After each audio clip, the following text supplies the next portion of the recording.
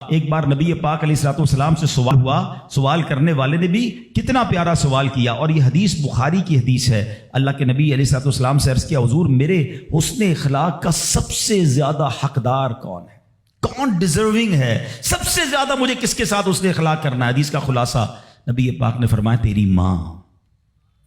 پھر پوچھا حضور اس کے بعد سیکنڈ؟ فرمایا تیری ماں۔ کہا حضور اس کے بعد؟ فرمایا تیری ماں۔ 3 بار۔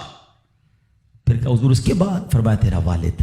اچھا اب یہاں یہ حدیث تو پوری ہو گئی، مگر سبحان اللہ، اچھا کوئی نارمل آدمی حدیث، جو لوگ کہتے ہیں نا بھائی کسی مفتی صاحب کی کیا ضرورت ہے، تفسیر کی کیا ضرورت ہے، خود ہی قرآن پڑھ لو، خود ہی حدیث پڑھ لو۔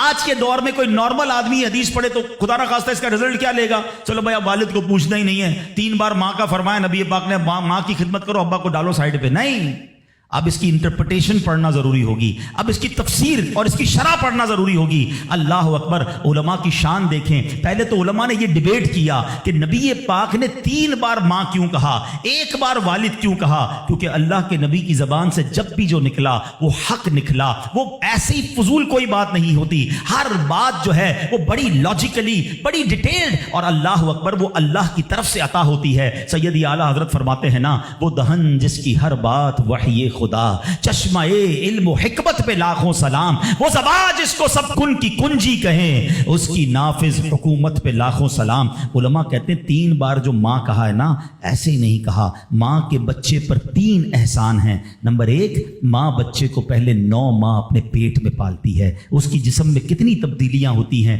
کتنی تکلیفیں وہ اٹھاتی ہے۔ نمبر 2، جب پیدائش ہوتی ہے، رائٹ دا ٹائم آف پیدائش، وہ بالکل موت کے قریب سے ہو کر آتی ہے، شدید درد اور ایسی کیفیت ہو جاتی ہے کہ کئی لوگ دنیا سے چلے بھی جاتے ہیں۔ اور تیسری ماں مہربانی کیا کرتی ہے کہ اپنے بچے کو پھر پالتی ہے۔ فرمایا ماں 3 احسان کرتی ہے بچے پر، اس لیے 3 بار ماں کہا۔ اور ان تینوں احسانوں میں والد ایک احسان کرتا ہے، وہ بچے کو پالتا ہے، اس لیے 1 بار والد کہا۔ سبحان اللہ، ایک لفظ حکمت بھرا ہے۔ اب علماء کہتے ہیں اس حدیث کا مطلب یہ ہوگا کہ عزت والد کی زیادہ کرے گا اور خدمت ماں کی زیادہ کرے گا، یعنی والد کا بھی احترام ہے۔ اللہ اکبر، یہ ہماری شریعت ہے۔